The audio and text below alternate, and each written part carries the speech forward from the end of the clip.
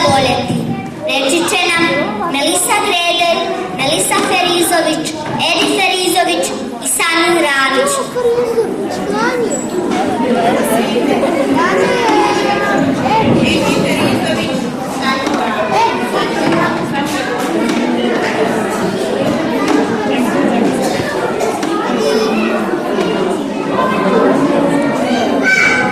Otkad sam se rodila, knjigu sam zavoljela. Učitelji dobro govore mi star, u knjigama ima dosta lijepih stvari. Ti si knjiga kralješi svijet, uvijek ću te čitati da upoznam svijet.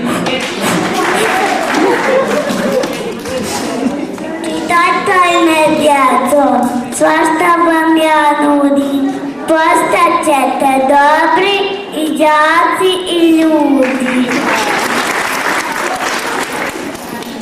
Kada me pitaj kakvu knjigu hoću, rekao bi onu što se svita sama nosi.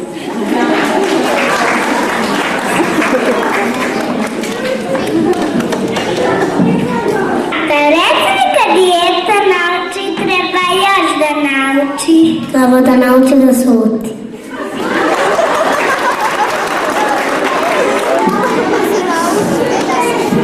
Naši sljedeći recitatori su Daniel, Ado Šahinović i Anja, a govorit će nam o prijateljstvu.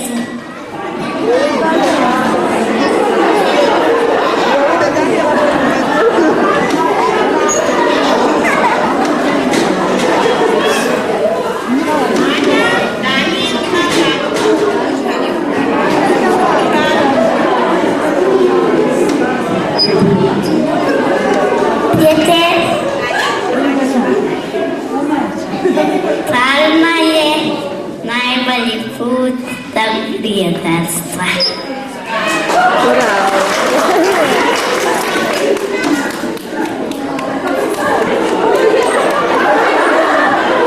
Samo prijateljeva ruka vadite mi srce. Prijateljstvo se ne bira, ono biva ko zna zbog čega kao ljubav.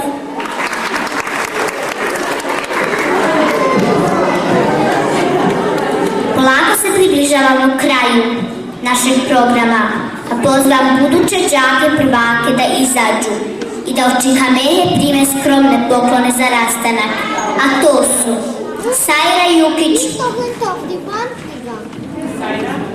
Valadin Jaganac,